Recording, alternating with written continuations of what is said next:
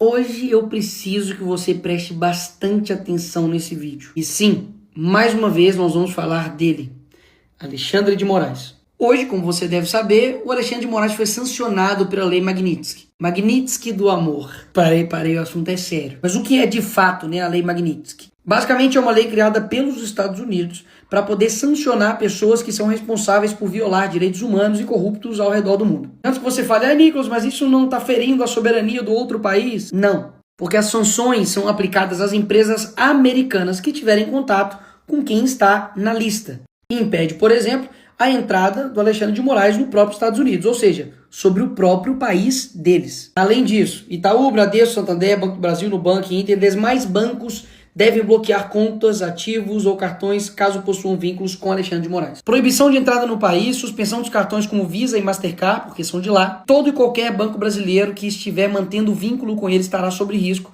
inclusive o Banco do Brasil, que é por onde eles recebem o seu salário. Mesmo ele dizendo que não tem conta nos Estados Unidos, que não tem nem intenção de visitar o país, o buraco é um pouco mais embaixo. Agora nós temos um juiz da Suprema Corte do nosso país, juntamente com Hezbollah, Hamas e Al-Qaeda. Grupos terroristas, mas não para aí. Bem embaixo do seu nome está o PCC.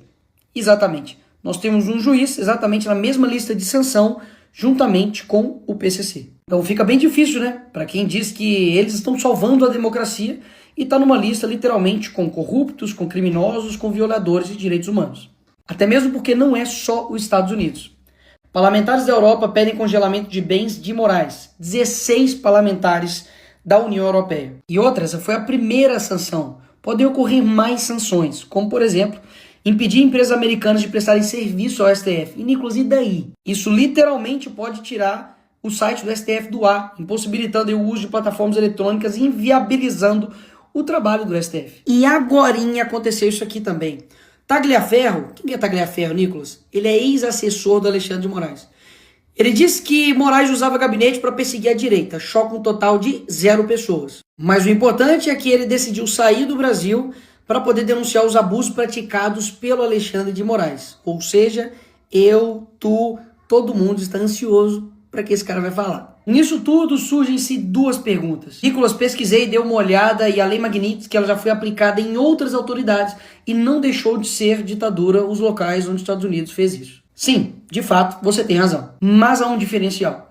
Todos esses locais, como por exemplo até mesmo a Venezuela, Cuba, já era uma ditadura 100% instaurada. Aqui no Brasil a gente ainda tem respiros de democracia, como por exemplo falar na internet. Muito embora ele mesmo já tenha derrubado minhas redes sociais. Mas enfim, a gente ainda pode usar por um tempo, Então sim, você está correto. Não é nenhuma bala de prata. Também porque a gente está tentando matar um vampiro. Mas é sim, uma bela de uma rachadura nessa tirania que inclusive foi feita por brasileiros. A Lei Magnitsky é a maior ou única esperança de um Brasil livre de comunolarápios. Olavo de Carvalho.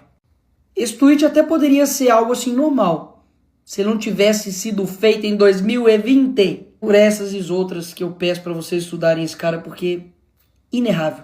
E da comitiva de deputados brasileiros, especialmente do Eduardo, que está aqui, que durante muito tempo ficou zoado aí de ser fritador de ovo, que ele trabalhou nos Estados Unidos com isso, que hoje deu uma bela de uma fritadinha na cabeça de ovo. Junto com o Paulo conseguiram essa sanção. E aí vem a terceira pergunta. Eu tinha falado 2, mas enfim. A terceira pergunta. Será que essas sanções vão fazer com que este cara, juntamente com o consórcio e cúmplices, recuem das decisões arbitrárias, sem ampla defesa, da perseguição que está acontecendo aqui no Brasil, principalmente contra a direita? A resposta é: ninguém sabe. E sim, há uma tensão no ar. Porque a gente sabe que o sistema pode revidar com muito mais repressão ou fazer um recuo estratégico.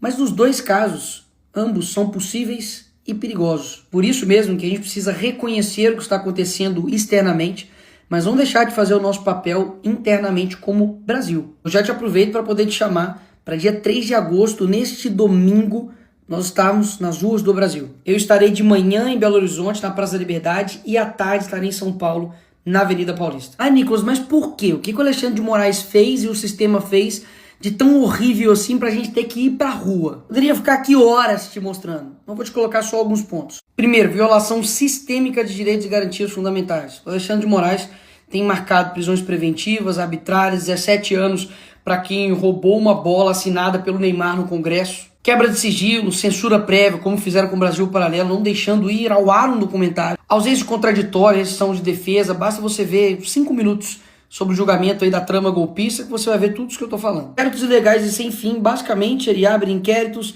sem nenhum tipo de fim, de prazo, e vai prorrogando, e basicamente para poder fazer o Fishing Expedition. Significa fazer uma pesca predatória. Basicamente você vai indo atrás da pessoa para poder ir buscando outras coisas, e isso não é papel dele. Se for, é o papel do Ministério Público, não dele. Medidas abusivas contra o ex-presidente Bolsonaro. E repito, você não precisa gostar dele, mas falar que isso aqui é normal, tá de sacanagem. Bolsonaro não pode dar entrevista. Ele não pode falar com o seu próprio filho.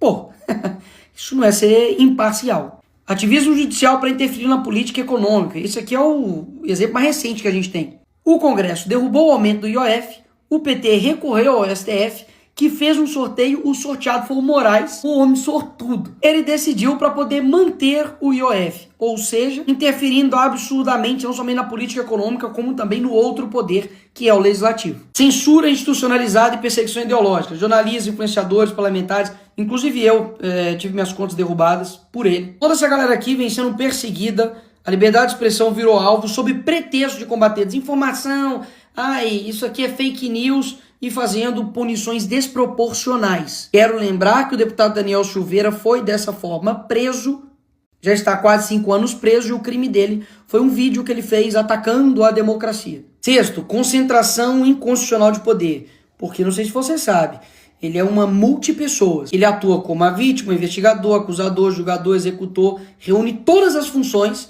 basicamente em um juiz só. E por fim, toda a construção de uma narrativa de trama golpista, que na verdade a gente sabe muito bem que é para poder perseguir quem estava de verde e amarelo. Se tivesse todo mundo de vermelho falando que era esquerdista, invadindo o Congresso, como já foi feito várias vezes, aí estava todo mundo livre e em paz. Isso aqui é somente a pontinha do iceberg, porque eu reuni tudo isso aqui para poder protocolar um pedido de impeachment do Alexandre de Moraes com base nesses novos fatos que nós temos hoje. Ou seja, o mínimo que você tem que fazer agora, depois que esse vídeo acabar, é ir até o seu senador e pedir para ele se posicionar para que ele seja a favor do impeachment do Moraes. E você pode me perguntar, mas Nicolas, por que eu tenho que saber de tudo isso? Sobre Alexandre de Moraes, sobre sanções, sobre todas essas questões. O que isso muda na minha vida? Tudo.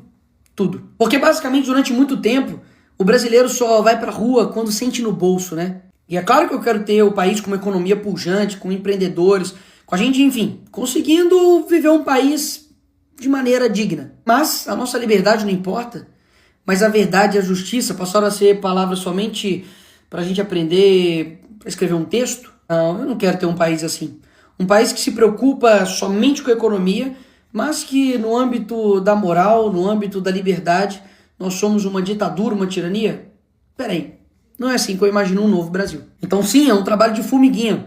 Conscientizar, falar com as pessoas, ganhar a opinião pública, afinal de contas, nós temos aqui, só isso aqui, só a internet. Enquanto eles têm as universidades, têm os tribunais, tem a Globo, tem toda a mídia tradicional do lado deles. E eu não tenho dúvidas que para melhorar vai ter que piorar muito ainda. E aqui vai meu ponto final. Tudo que eles querem que você faça é desistir, ficar desesperançoso, falar que nada dá certo, que não adianta, mas vai por mim. A gente não pode ter menos persistência do que esses caras. Eles estão há anos, décadas, lutando por um poder. A gente também vai ter que lutar por décadas para poder ter um novo Brasil. Não há mal que dure para sempre. Eu espero que ele já esteja no fim. E se não estiver próximo do fim, que Deus nos dê força para poder enfrentar até o fim.